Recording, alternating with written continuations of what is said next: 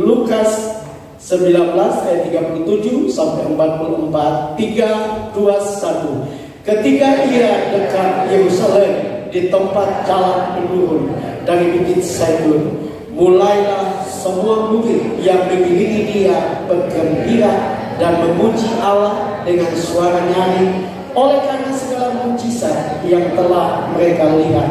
Kata mereka, diberkatilah dia yang datang sebagai raja dalam nama Tuhan. Damai sejahtera di surga dan kemuliaan di tempat yang maha tinggi.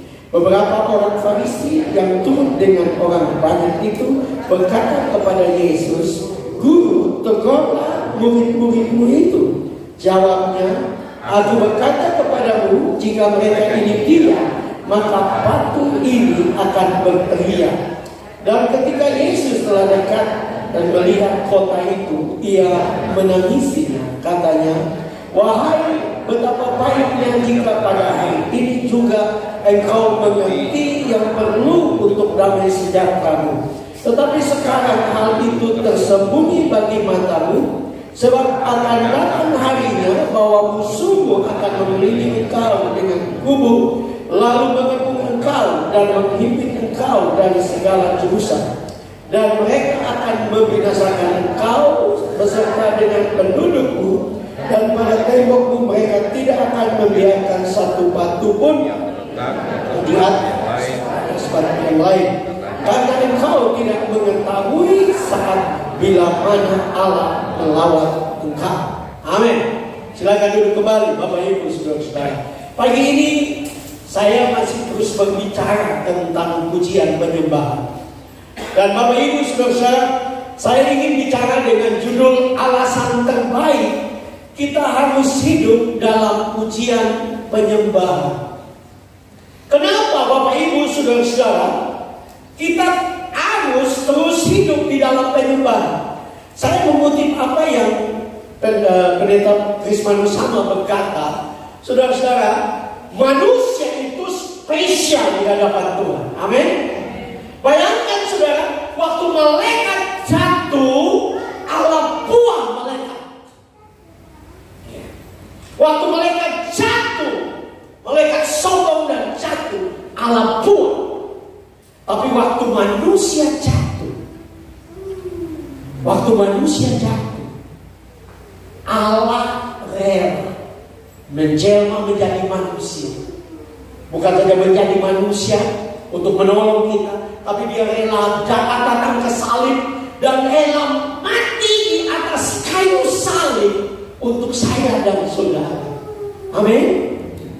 Karena itu tidak ada yang bisa kita mau katakan bahwa saya tidak bisa memuji Tuhan. Harusnya saya dan saudara kita semua, orang percaya apapun gerejanya, kita harus hidup dalam pujian penyembahan. Amin. Apapun situasinya, apapun keadaannya, apapun yang kita alami, Tuhan mau supaya saya dan saudara hidup dalam pujian penyembahan. Jangan masalah dalam hidup ini membuat kita menjadi kacau. Masalah di dalam rumah tangga membuat kita menjadi kacau, dan kita bersikap acuh tak acuh dengan Tuhan, acuh tak acuh untuk memuji Tuhan. Dan kalau itu terjadi, maka saya dan saudara saya berani mengatakan bahwa hidup kita tidak akan memuliakan Tuhan, bahkan akan menjadi batu sandungan bagi orang lain. Saya dengar satu cerita lucu Bapak Ibu Saudara-saudara. Ada satu cewek, ya, dia worship leader, tapi dia sedang galau karena pacarnya ternyata punya pacar yang lain. Jadi satu hari dia disuruh untuk pimpin pujian oleh gembalanya, dan waktu dia berdiri, saudaranya sebenarnya sudah siap lagu, tapi dia waktu berdiri dia lupa judul lagu. Jadi dia bilang, Bapak Ibu saudara, mari kita memuji Tuhan, kita akan nyanyi. Karena dia lupa, karena dia sedang galau, dia langsung bilang, mari saudara kita menyanyi lagu Cinta Segitiga. Semua orang bingung, tapi dia dengan percaya diri dia angkat, Yesus cintaku, kau cinta dia. cinta segitiga. Saya berharap tidak ada cinta segitiga di jemaat Betani ini, ya, di tempat ini, ya. Kita benar-benar mencintai Tuhan, amin. Karena kita tahu bahwa Tuhan sangat baik, amin. Tuhan terlalu baik. Apapun keadaan kita, apapun situasi kita, dan waktu kita memuji Tuhan, kita memberi pujian kepada Tuhan, kita memberi penghormatan kepada Tuhan, saya percaya sesuatu yang dahsyat mulai terjadi. Amin. Karena semua hal yang terjadi dalam kehidupan kita harus kita sadari bahwa sebenarnya itu sudah terjadi sebelumnya di dalam dunia roh. Di mana sudah ada kemenangan di dalam dunia roh, di mana sudah ada sesuatu yang terjadi di dalam dunia roh. Nah, saya coba untuk memperhatikan, memuji Tuhan itu bukan sekedar menyanyi di gereja. Memuji Tuhan itu bukan sekedar menyenangkan worship leader. Memuji Tuhan itu bukan sekedar untuk menyenangkan hati gembala atau para hamba Tuhan yang ada di tempat ini. Tidak. Kata memuji Tuhan itu, Bapak Ibu Saudara, berasal dari kata Yunani aheneho. Aheneho itu, Bapak Ibu Saudara, adalah menyanyikan pujian untuk menghormati Tuhan. Wah, artinya betapa pentingnya, ya, betapa pentingnya saya dan saudara memuji Tuhan. Kenapa? Karena waktu kita memuji Tuhan, kita sedang menghormati Tuhan. Kita sedang memberi penghormatan khusus kepada Tuhan. Tidak untuk menyenangkan siapapun, tapi hanya untuk menyenangkan hati Tuhan. Dan saya percaya kalau kita ada di dalam kehidupan kekristenan kita, baik di dalam gereja, dalam ibadah rumah tangga, dalam kehidupan sehari-hari, di pekerjaan, di kebun kita, di toko kita, di rumah makan kita, di kios kita, di tempat di mana kita bekerja, kita belajar untuk memuji Tuhan. Kita tidak takut untuk memuji Tuhan. Maka saya percaya, Yesus dengan jelas berkata, barang siapa menghormati aku, maka aku dan Bapakku akan menghormati dia. Amin. Penghormatan kepada Tuhan tidak perlu saudara memberi hormat seperti itu. Hanya menyanyi, memuji Tuhan, menyenangkan hati Tuhan. Selain kata arti lain yang tadi, ya, memberi penghormatan kepada Tuhan atau menghormati Tuhan, akhirnya juga mempunyai arti mengizinkan Tuhan. Jadi saudara, mungkin kita ada masalah, kita sudah bergumul cukup lama, kita sudah tertekan dengan masalah, kita tidak melihat tanda-tanda pertolongan Tuhan. Tapi kalau kita tahu kita adalah anak Tuhan, kita tahu bahwa kita adalah orang percaya, kita tahu bahwa kita sudah diselamatkan oleh Tuhan, dan kita mulai memuji Tuhan, kita mulai meninggikan Tuhan. Sebenarnya kita sedang mengizinkan Tuhan mengambil alih masalah kita. Amin. Waktu kita memuji Tuhan, kita sedang mengizinkan Tuhan untuk melakukan mujizat atas pergumulan kita, untuk menyembuhkan kita dari sakit penyakit. Kenapa? Karena waktu kita menghormati Dia, kita mengizinkan Dia bekerja, saya percaya mujizat pasti terjadi. Amin. Saya percaya perubahan pasti terjadi. Saya percaya sesuatu yang luar biasa Tuhan akan mulai kerjakan, karena kita mengizinkan Tuhan campur tangan dalam persoalan kita. Seringkali kita tidak lihat mujizat Tuhan karena kita terlalu, apa dikatakan, seperti memeluk masalah kita. Kita tidak izinkan Tuhan mengambil alih. Kita tidak izinkan Tuhan bekerja. Kita tidak mempercayakan Tuhan untuk menolong kita. Tapi mari kita belajar dari kisah ini, Bapak Ibu Saudara-saudara, supaya kita menjadi orang Kristen yang terus memuji Tuhan apapun situasi, apapun kondisi. Saya tidak tahu masalahmu pagi ini, saya tidak tahu persoalanmu pagi ini, tapi hanya ada satu rumus sederhana dari Tuhan, yaitu belajar untuk memuji Tuhan, meninggikan Tuhan. Tuhan tidak lihat suara kita, Tuhan tidak dengar suara kita yang bagus atau tidak. Tuhan lihat hati kita. Saya ingat saya sudah pernah bicara di sini bahwa Tuhan tidak melihat suara kita yang bagus. Dia melihat bagaimana kita sungguh-sungguh untuk memuji dan memuliakan Dia. Nah, ada dua hal yang kita bisa belajar. Alasan terbaik kita harus hidup dalam pujian penyembahan, karena kalau kita diam, maka batu-batu akan memuji Tuhan. Ini satu teguran yang keras, ya. Yang pertama, Bapak Ibu Saudara, kepada orang-orang Farisi. Karena orang-orang Farisi adalah orang-orang yang merasa diri paling benar dan selalu, ya, menilai orang menurut selera mereka. Kalau tidak sesuai dengan selera mereka, maka mereka akan memandang orang itu negatif, atau mereka akan berusaha untuk menghalangi orang itu. Dan ini yang terjadi dengan orang-orang Farisi.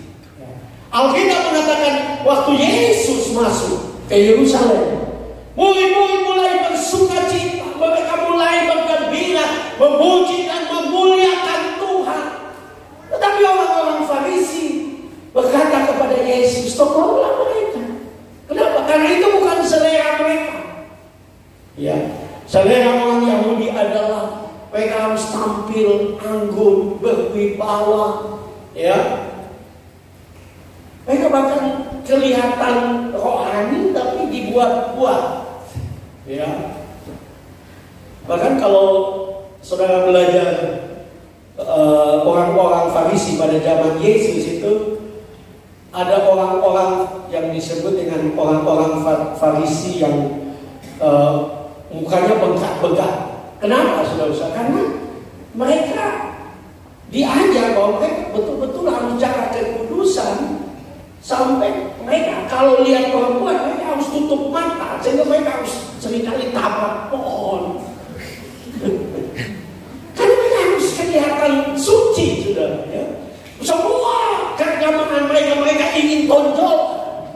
Itu sebabnya waktu murid-murid yang adalah orang-orang sederhana, adalah kebanyakan mereka adalah para nelayan yang sederhana. Waktu mereka melihat Yesus, mengikuti Yesus, mereka melihat mujizat-mujizat Yesus, mereka melihat Yesus melakukan perkara-perkara yang besar. Waktu mereka melihat itu, mereka mengambil keputusan untuk memuji-muji Tuhan. Dan orang-orang Farisi tidak suka, karena mereka merasa tidak sesuai dengan model kita, tidak sesuai dengan selera kita, tidak sesuai dengan apa yang kita inginkan. Nah, memang saya tidak mengatakan bahwa saudara tidak perlu menonjolkan keimanan saudara. Tidak. Saya berpikir kita juga tidak boleh malu. Tetapi dalam pengertian, betul-betul yang kita lakukan itu bukan untuk menonjolkan diri, tapi untuk memuliakan Tuhan. Amin. Yang kita lakukan itu untuk menyenangkan hati Tuhan.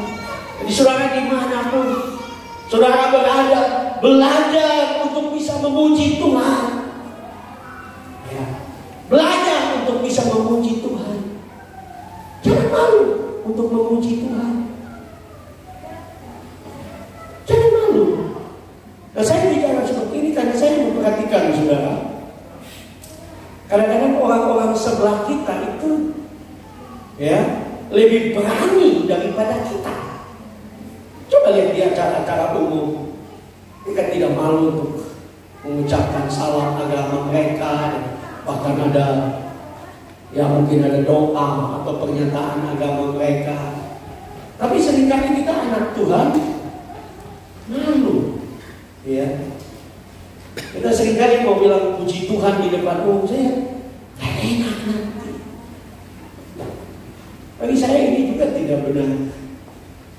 Kita tidak perlu malu untuk menyatakan Tuhan kita. Yang penting jangan aneh-aneh, ya. Yang penting jangan bikin malu Tuhan. Tapi kalau hanya membuat pernyataan untuk meninggikan Tuhan, kenapa tidak? Amin. Ya, saudara, pasti di sini mungkin khusus orang-orang muda kenal dengan Agnes Monica. Hidupnya tidak sempurna, saya berani bilang. Ya. Tetapi bagi saya ada sesuatu yang spesial dalam hidup Agnes Monica. Tiap kali dia menerima penghargaan, dia tidak malu untuk berkata, terima kasih Tuhan Yesus. Dan dia tidak sekedar mengingatkan kita, oh jangan bilang Tuhan Yesus, nanti tidak enak. Bilang saja Tuhan. Sekali lagi saya tidak ingin sudah jadi fanatik, tapi jangan pernah malu untuk memuliakan nama Tuhan, untuk meninggikan nama Tuhan. Kenapa? Karena waktu kita, Yesus sendiri dengan jelas berkata itu. Ya, bahkan Paulus menuliskan bahwa kalau kita tidak malu mengaku, ya, anak manusia di depan orang lain, anak manusia juga tidak malu untuk mengakui kita di hadapan Bapa. Artinya saya dan saudara sebagai orang percaya harus terus belajar untuk memuji Tuhan dimanapun kita berada. Sekali lagi, jangan jadi aneh, jangan terlalu menarik perhatian, tapi yang wajar. Yang wajar. Nah, saya bicara ini saya teringat, saudara, karena kadang-kadang kita repot ya, apalagi kita dalam perjalanan. Seperti saya kalau dari Manado, saya suka naik kapal karena langsung dari Pulau Manado langsung ke Jailolo. Kalau ke Jailolo, dan karena saya gampang mabuk, saudara, jadi saya tidak suka tertutup. Jadi saya tidak suka di kamar. Saya suka ya biasa saja supaya ruangannya terbuka, banyak angin, sehingga tidak gampang mabuk. Tapi kesulitannya adalah karena saya sudah komitmen untuk doa, menyembah Tuhan 1 jam. Ini kan sulit kan? Ya, kan kita orang-orang di sebelah tempat tidur kita, tidak tahu mereka beragama apa. Tapi saya menetapkan diri saya tidak menarik perhatian. Ya, tapi saya buka lagu pujian penyembahan. Ya. Saya usahakan saya dengar, mereka mau dengar silakan. Ya, saya dengar waktu saya menyembah. Saya menyembah Tuhan. Kenapa? Bukan kita mau kelihatan jadi orang Farisi. Bagi saya orang Farisi penonjolan diri. Tapi yang saya lakukan bagi saya adalah kebutuhan saya akan Tuhan. Betapa pentingnya Tuhan dalam hidup kita. Nah, kalau kita tahu itu kebutuhan kita, kita dahulukan Tuhan.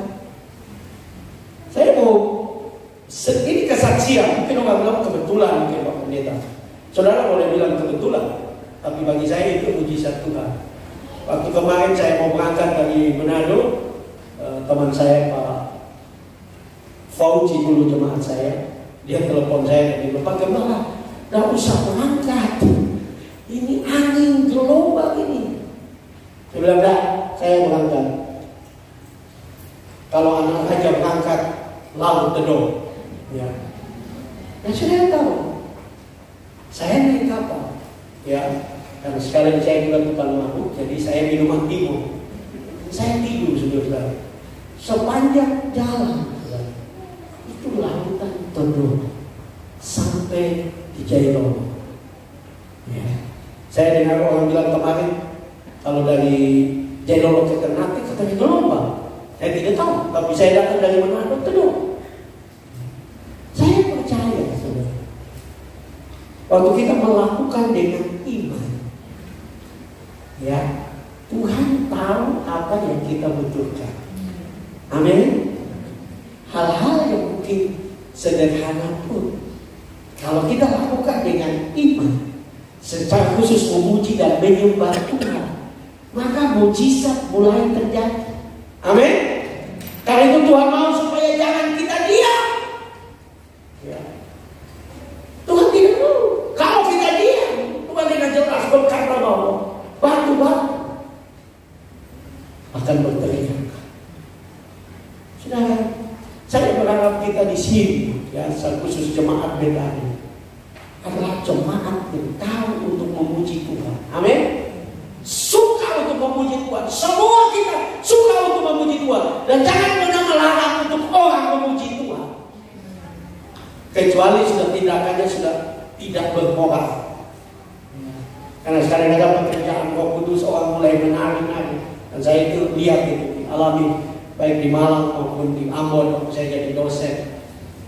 Ya, tapi semua dikontrol oleh kami sebagai dosen. Selama tidak ada tindakan-tindakan yang mulai laki-laki pergi di perempuan polo dan mau cium, nah itu mulai tidak benar. Tapi selama semua dapat berjalan dengan baik, kami tidak pernah larang. Roh Kudus sedang mengambil alih. Roh Kudus sedang bekerja dengan cara Tuhan sendiri.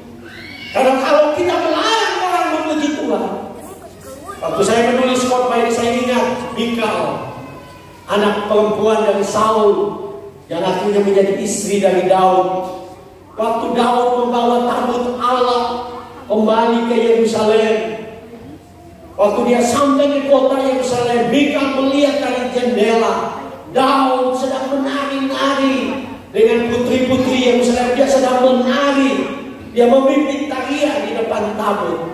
Alkitab mengatakan bahwa Mikal menganggap rendah Daud. Dan kita tahu kisahnya, sampai mati Mikal tidak memiliki anak. Semua penafsir setuju bahwa Mikal dihukum oleh Tuhan karena dia menghina orang yang memuji Tuhan. Artinya saya dan saudara sebagai orang percaya tidak boleh menghalangi orang untuk memuji Tuhan. Biarkan orang memuji Tuhan dengan cara apapun, selama tidak melangkahi moral dan etika. Selama dia punya tujuan untuk memuliakan Tuhan, bukan untuk menonjolkan diri atau untuk kesombongan, tapi hanya untuk memuliakan nama Tuhan. Saya memperhatikan kata diam, ya. Dia berasal dari kata Yunani sepaho. Sepaho itu bukan saja diam, ya, tetapi menjadi bisu. Artinya orang yang tidak tahu memuji Tuhan, ya. Bangsa kita menjadi bisu itu ngowok, ya. Jadi ngowok, jadi tidak bisa bicara. Artinya kita tidak punya kemampuan untuk menyatakan tentang kebaikan Tuhan, kebesaran Tuhan. Tuhan mau apapun terjadi dalam hidup kita, kita menjadi orang percaya yang senantiasa memuji dan memuliakan Tuhan. Orang percaya yang senantiasa meninggikan nama Tuhan. Karena kita tahu bahwa Tuhan sangat baik. Kita tahu bahwa Tuhan menciptakan kita spesial. Saya mau katakan kepada saudara, Tuhan menciptakan saya dan saudara itu spesial. Tuhan menciptakan kita semua ini mulia. Coba bilang temanmu di sebelah, kamu diciptakan spesial. Amin. Saya dan saudara diciptakan spesial. Spesialnya apa? Spesialnya itu adalah kita diciptakan untuk memuliakan Tuhan. Kita diciptakan, kita disebut sebagai ciptaan yang mulia. Mulia untuk memuliakan Tuhan. Amin. Bukan mulia untuk melakukan dosa, mulia untuk melakukan hal-hal yang sepele, tapi yang luar biasa. Kita mulia untuk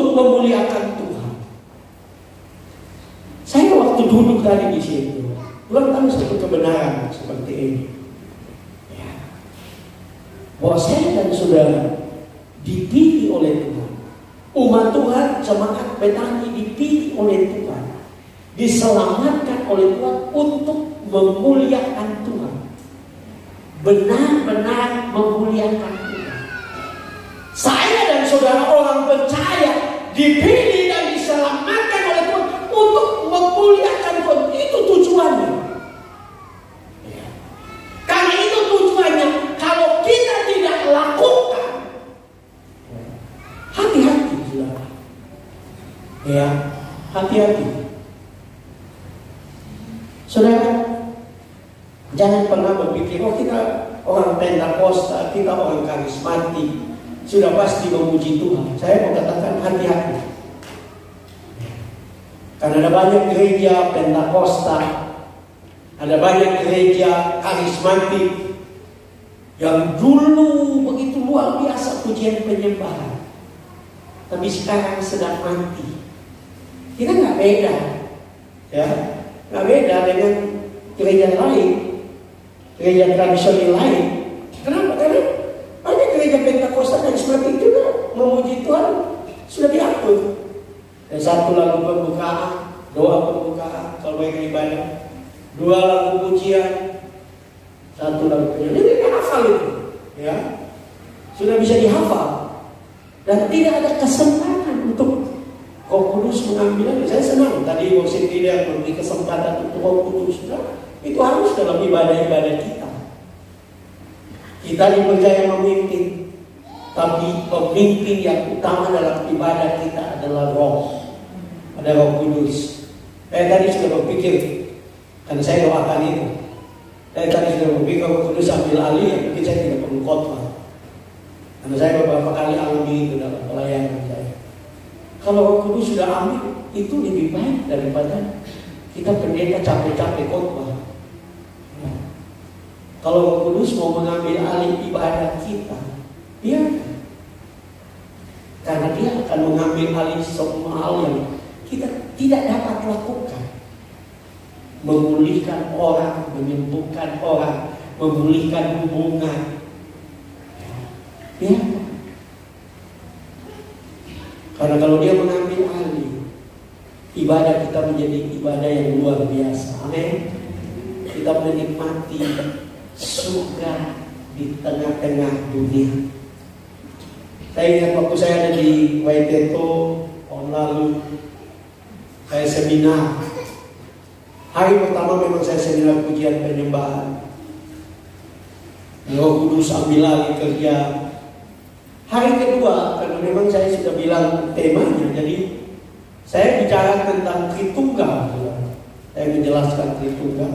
Nah, Tritunggal tidak ada pujian, hubungan dengan pujian penyembahan. Dan saya jelaskan, saudara. Waktu saya selesai seminar, kami mulai menyembah, mulai angkat lagu ini sederhana. Roh Kudus mengambil alih. Roh Kudus mengambil alih. Ada keluarga yang bermusuhan dalam jemaat itu, mendadak mereka bangun satu diri, mereka berpelukan, menangis, jatuh di lantai. Roh Kudus ambil alih. Ada orang-orang yang datang, saya tidak kenal, datang ke depan, peluk saya, dan berkata, Bang Pendeta, saya mengaku dosa saya hidup dalam dosa, saya hidup dalam ketidakbenaran. Roh Kudus kerja, ada pemulihan di seluruh jemaat. Kenapa? Karena ada kerinduan untuk memuji Tuhan, menyembah Tuhan. Saya percaya jemaat Betani di tempat ini, kalau semua kita punya kerinduan yang sama, rasa lapar dan haus yang sama, saya percaya sesuatu yang besar akan terjadi. Amin. Bukan saja hidup saudara dipulihkan, tapi negeri ini akan dipulihkan. Bukan saja saudara diberkati, tapi akan banyak orang diberkati lewat hidup saudara. Tapi Tuhan mau kita harus memiliki kerinduan untuk memuji dan memuliakan Tuhan. Kenapa? Karena sekali lagi saya dan saudara diciptakan untuk memuliakan Tuhan. Dalam Mazmur pasal 8 ayat 2 di situ dikatakan, dari mulut bayi-bayi dan anak-anak yang menyusu telah kau letakkan dasar kekuatan karena lawanmu, untuk membungkamkan musuh dan pendendam. Pemazmur sadar, Daud sadar bahwa ada kuasa yang dahsyat yang Tuhan sudah taruh di mulut bayi-bayi dan anak-anak yang menyusu, ya. Dan Tuhan sudah taruh dasar kekuatan. Apa dasar kekuatan itu? Yaitu pujian penyembah. Untuk apa? Untuk membungkamkan musuh. Ya. Kenapa kita tidak bahagia dalam hidup ini? Karena ada musuh yang terus mengintimidasi kita. Ada musuh yang terus menuduh kita, yaitu iblis. Sehingga saya dan saudara tertekan dalam hidup ini. Kita harus memuji Tuhan supaya kita membungkamkan musuh dan si pendendam, yaitu iblis. Sehingga saya dan saudara memperoleh kemenangan yang sempurna. Kenapa? Karena kita kembali kepada tujuan Tuhan menciptakan kita. Karena itu saudara, kita punya senjata yang terbaik, yaitu pujian kepada Tuhan. Maka sesuatu yang dasar akan terjadi. Yang kedua saudara, alasan terbaik kita harus hidup dalam pujian penyembahan, karena mujizat yang telah dilakukan dan akan dilakukan. Bapak Ibu saudara-saudara yang dikasihi dalam Tuhan Yesus, kalau kita tahu dengan jelas kondisi pada waktu itu, orang Israel sedang ada di dalam penjajahan Romawi. Mereka ada di dalam penderitaan, mereka harus membayar pajak yang berlebihan, sehingga mereka sangat-sangat menderita. Dan orang Israel pada waktu itu mereka sedang menantikan Mesias. Ya. Mereka sedang berdoa karena Allah berjanji akan memberikan Mesias sebagai juru selamat untuk datang menyelamatkan manusia. Ya. Mereka sedang menanti-nantikan Mesias. Memang di YouTube lagi heboh dengan ada pendeta besar yang mengatakan bahwa Yesus bukan juru selamat. Kita tidak bisa peduli dengan pandangan yang kadang-kadang aneh-aneh. Karena kita dengan jelas berbicara tentang Yesus adalah juru selamat kita. Kita sudah nyanyikan Yesus juru selamat sudah mau 2000 tahun. Kita sudah percaya bahwa 2000 tahun lebih ini ada satu orang yang bilang Yesus bukan juru selamat tadi. Ya, nah, saya sangat menghormati apa Tuhan itu. Tapi ingat bahwa kalau Musa saja yang bisa bercakap-cakap dengan Tuhan bisa salah,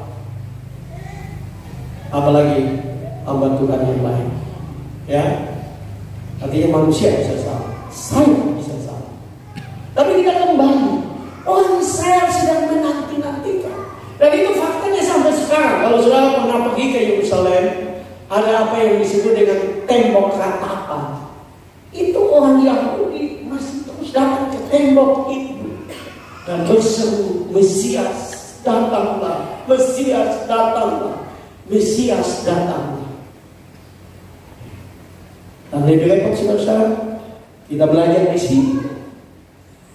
Mereka yang hidup dalam kerohanian yang tidak benar dengan kesombongan, minta supaya Mesias datang.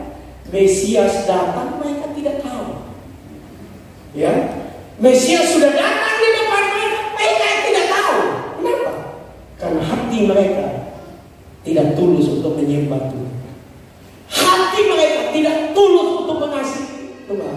Sehingga waktu Mesias datang, itu sebabnya Tuhan berkata, supaya engkau mengetahui saat Allah melawan. Ya. Orang percaya, orang Kristen harus belajar peka. Karena ada saat Allah melawan. Ya. Saya punya khotbah yang lain yang bicara tentang waktu Tuhan. Itu disebut dengan waktu. Di dalam bahasa Yunani itu ada dua, yaitu kronos, ya, waktu yang berjalan, menit, detik, jam, hari, minggu, bulan, tahun. ya, abad. Itu waktu yang berjalan. Kronos itu waktu yang berjalan. Tapi ada yang kedua, waktu yang dalam bahasa Yunani disebut kairos. Kairos itu kesempatan. Kairos itu kesempatan dari Tuhan. Kairos itu peluang dari Tuhan. Kairos itu waktu Tuhan. Dicontohkan dengan jelas waktu Yesus masuk ke Yeriko, ada Bartimius yang buta. Dia menunggu Tuhan supaya Tuhan menolong dia. Dia sudah dengar tentang Yesus. Dan waktu dia sedang menunggu, Yesus lewat. Waktu Yesus keluar dari Yeriko, mau keluar dari Yeriko, kita mengatakan Bartimius mulai berteriak, "Yesus anak Daud, kasihanilah aku. Yesus anak Daud, kasihanilah aku. Yesus anak Daud." Bahkan Alkitab mengatakan murid-murid menegur dia supaya dia diam, tapi dia terus berteriak, "Yesus anak Daud, kasihanilah aku." Kenapa? Karena waktu itu adalah kairos Tuhan buat Bartimius. Kenapa? Karena setelah Yesus keluar dari Yeriko, Alkitab dengan menceritakan Yesus pergi ke Yerusalem dan dia ditangkap dan dia disalibkan. Kalau hari itu Bartimius tidak terus berteriak waktu dilarang oleh murid-murid, dia diam, maka sepanjang hidupnya dia buta. Nah, itu sebabnya orang percaya harus belajar menangkap kairos. Kalau saudara rasa Tuhan sedang ada di tengah-tengahmu, sungguh-sungguh memuji Tuhan, sungguh-sungguh menyembah Tuhan, sungguh-sungguh hidup benar, sungguh-sungguh bertobat, karena bisa kairos Tuhan itu lewat. Dan itu berseru, tapi sudah kairosnya sudah lewat, sudah terlambat, semua sudah terlambat. Jadi kalau saudara di dalam gereja, saya percaya pagi ini adalah kairos Tuhan bagi. Amin. Adalah kesempatan Tuhan bagi. Adalah anugerah Tuhan, peluang dari Tuhan untuk apapun pergumulan. Tuhan mau supaya kau memuji Dia sungguh-sungguh, sungguh-sungguh memuji Tuhan. Maka mujizat-mujizat mulai akan terjadi. Mujizat-mujizat besar akan mulai terjadi. Saya belajar satu hal, saudara-saudara, untuk teristimewa kita orang yang hidup di Indonesia Timur atau kita orang Indonesia Timur. Ada hal-hal yang seringkali menghalangi mujizat Tuhan. Adalah kita memulai hari itu, Bapak Ibu Saudara, dengan tidak benar. Kita belajar dari Daud. Kalau saudara baca Mazmur pasal 1, itu Daud mempersembahkan persembahan di pagi hari, petang hari, malam hari. Seperti setiap waktu Daud ada Mazmurnya, ya. Nah, itu pelajaran yang baik. Seringkali kita bangun pagi, kita nggak mulai dengan memuji Tuhan. Kita mulai dengan kekhawatiran. Wah, hari ini hari terakhir bayar kredit. Tuhan bisa bantah. Tukang kredit sudah datang lagi. Salahkan, doi belum ada. Wah, sabar, orang koperasi sudah datang. Ya, kita bangun pagi bukan dengan pedulian orang koperasi, tetap memuji Tuhan. Amin. Mulai setiap pagi itu dengan keyakinan bahwa Tuhan itu baik. Amin. Dia punya banyak cara untuk menolong saya dan saudara. Yang penting kita memuji Dia, kita menyembah Dia. Tidak bangun dengan kekhawatiran. Kita tidak bangun pagi langsung cari atau ambil gitar atau cari apa untuk putar lagu rohani dan memuji Tuhan. Kita bangun dengan kekhawatiran.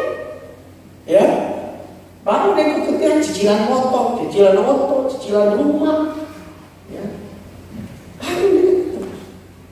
Dan yang lain lagi, saudara, saya perhatikan, kita bangun dengan kejengkelan. Ya, bapak-bapak bangun dan jengkel dengan anak.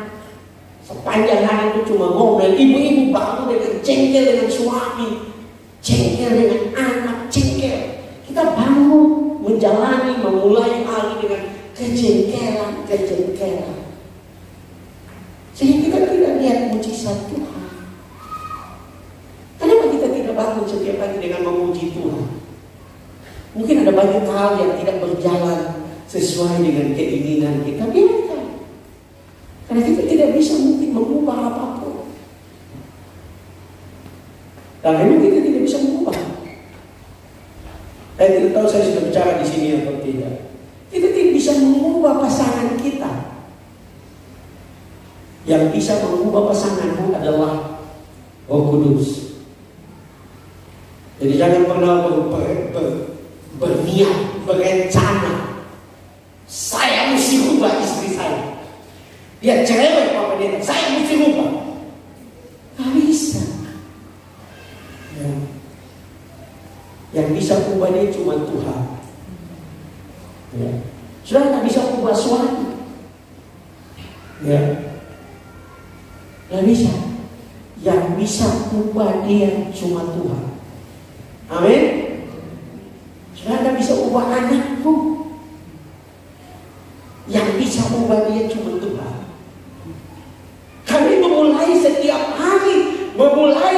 hari dengan memuji dan menyembah Tuhan, memuliakan Tuhan, meninggikan Tuhan, mengagungkan Tuhan, dan percaya Tuhan akan mulai merubah situasi, merubah pasangan, merubah anak, merubah hal yang memang rasa begitu sulit, mungkin secara ekonomi, merubah. Karena pujian bukan saja kita lakukan waktu kita sudah terima berkat, tapi berkat juga yang akan kita terima. Allah mengajak kita dalam perjanjian lama, waktu orang Israel berhadapan dengan tembok Yeriko yang begitu tebal, tebalnya diperkirakan sekitar 6 meter. Ya, tembok itu begitu tebal, 6 meter. Sampai Rahab bisa bangun rumah di atas tembok, saking tebal. Jadi saudara pikir tembok itu hanya 2 meter, 6 meter. Karena dikatakan bisa jalan 3 kereta. Tebal seperti begitu, diruntuhkan oleh pujian penyembahan. Ya, suamimu tebal berapa? Pernah dia sudah gendut, oh Pak Pendeta dia mulai tebal sekali. Ukuran pinggang 140, setebal itu. Ya, istri mungkin setebal juga, kayak kulkas 2 pintu. Tebal sekali. Ya, kalau tembok Yeriko 6 meter bisa runtuh. Ya, istri juga bisa, bukan runtuh, bisa berubah. Amin.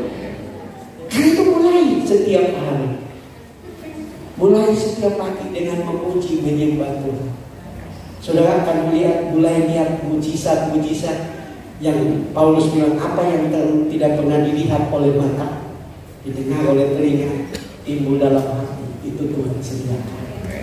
Itu buat mereka yang tahu memuji Tuhan, tahu untuk meninggikan Tuhan, tahu untuk mengagungkan Tuhan. Ya, saudara tahu bahwa kata mujizat itu dalam bahasa Yunani dipakai kata yang sama untuk dalam Kisah Rasul 1 ayat 8, kamu akan menerima kuasa. Kata yang dipakai adalah dunamis. Dunamis itu bukan saja kuasa, bukan saja mujizat, tapi dunamis itu adalah perbuatan ajaib. Akan ada banyak perbuatan ajaib waktu saudara memuji dan memuliakan Tuhan. Hal-hal yang luar biasa mulai terjadi. Pintu-pintu berkat mulai Tuhan bukakan, sehingga engkau akan kagum Tuhan. Engkau dahsyat, engkau luar biasa. Engkau akan menjadi seorang pemuji yang menyadari bahwa Tuhan terlalu baik, sangat baik, luar biasa baip dalam kehidupan. Karena Dia Allah Sedangkan Mazmur 22 ayat yang ketiga, padahal Engkaulah yang kudus yang bersemayam di atas puji-pujian orang Israel. Waktu kita memuji Dia, Dia bertakhta di atas pujian kita. Dan saya percaya Dia tidak akan menonton, tapi Dia akan mulai melakukan mujizat. Dia akan mulai membuka pintu-pintu berkah. Dia akan mulai membuka kesempatan promosi. Dia akan mulai mengangkat kita. Dia akan mulai mengubah banyak hal dalam hidup kita, sehingga kita menjadi orang Kristen yang bahagia, karena Dia adalah Allah yang baik. Saya akan mengakhiri dengan kesaksian yang saya dengar langsung dari seorang penyanyi rohani yang sangat terkenal. Pasti saudara tahu, kalau saudara suka lagu rohani, yaitu Freddy Kuncoro, saudara. Dia punya kesaksian hidup yang luar biasa. Waktu dia masih anak-anak, dia tinggal di Jawa, ya, dan di Jawa itu rumahnya padat. Jadi orang agak susah main layangan, ya. Jadi karena tidak ada tempat main layangan, dia main layangannya di atas atap rumah, ya. Jadi mereka main layangan di atas atap rumah. Saking asik bermain layangan, dia jatuh dari atap rumah dan menghantam sumur tetangga. Mukanya duluan hantam sumur tetangga. Dan saudara-saudara, luka robek di gusinya sepanjang 3 cm. Tangannya patah. Dan terjadi pendarahan terus menerus. Bapaknya cepat-cepat ambil dia, bawa di mobil dan membawa ke rumah sakit. Tapi bapaknya adalah worship leader di gereja, ya. Jadi waktu bawa di mobil sedang jalan, bapaknya bilang, ayo Frankie, nyanyi kemurahan. Padahal darah agak mengalir sudah, ya. Jadi 3 cm businya sobek. Bapaknya nyanyi kemurahan lebih dari hidup kemurahan. Jadi anak sedang sakit tapi diajak menyembah, ya. Habis lagu itu kan agak jauh rumah sakit, dia ganti lagi. Naikkan syukur padamu Yesus. Jadi mereka nyanyi sepanjang perjalanan, tidak marah dia. Bapaknya tidak marah dia. Mereka memuji menyembah Tuhan. Begitu mereka tiba di rumah sakit, mereka kaget karena pendarahan mendadak berhenti. Besok pagi dokter rencana untuk jahit. Besok pagi waktu dokter datang mau jahit, dokter kaget karena businya yang terpotong 3 cm itu sudah ada yang jahit. Siapa yang jahit? Saya percaya Tuhan bisa suruh malaikat jahit. Sudah percaya? Banyak yang tidak percaya, kasihan. Tuhan bisa lakukan. Peter Hawkins, seorang teolog Injil yang meneliti di India. Saudara, waktu KKR, seorang pendeta yang dipakai Tuhan dengan mujizat tanda heran, KKR sedang berlangsung, mujizat terjadi. Kenapa? Karena ada orang baru, ada orang yang ada masalah giginya begitu banyak lubang. Tapi waktu dia memuji menyembah Tuhan, giginya ditambal. Aneh. Tuhan bisa lakukan itu. Ya, tidak ada yang mustahil bagi Tuhan. Masalah apa sih yang Tuhan tidak bisa tolong? Kadang-kadang kita, ya kalau di lubang yang dokter nggak bisa berdoa. Ya kalau saudara belum bisa ke dokter, ya berdoa juga boleh. Ada harus sebenarnya. Yang penting kita ke dokter dulu, dokter tidak bisa tolong kalau berdoa. Bagaimana kita kan gitu ya? Kenapa kita tidak mendahulukan Tuhan? Dan saudara, dokter mulai periksa dia dan ternyata panahnya patah. Dan dokter berkata harus pasang gips. Dan pasang gips ini, jadi tiap hari sambil dokter itu menyanyi terus.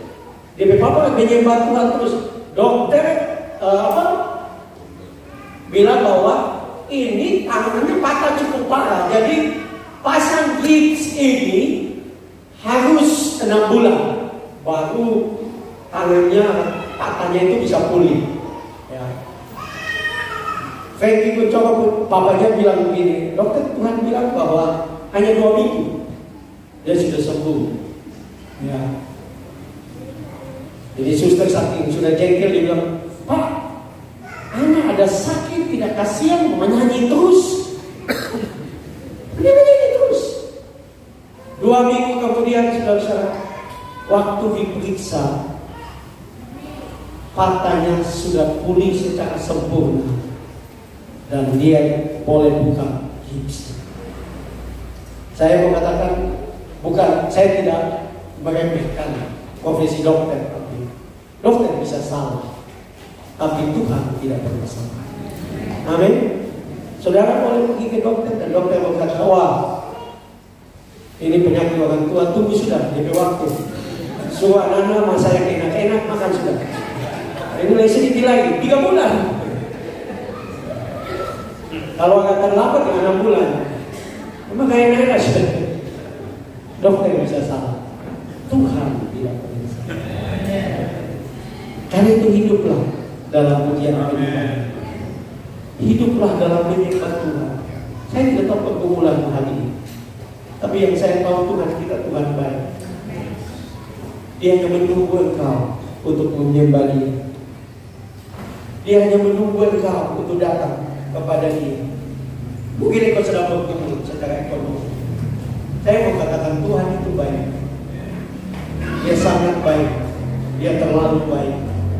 Dia luar biasa baik. Dia mengasihi saya dan saudara. Dan Dia ingin melakukan mujizat yang besar.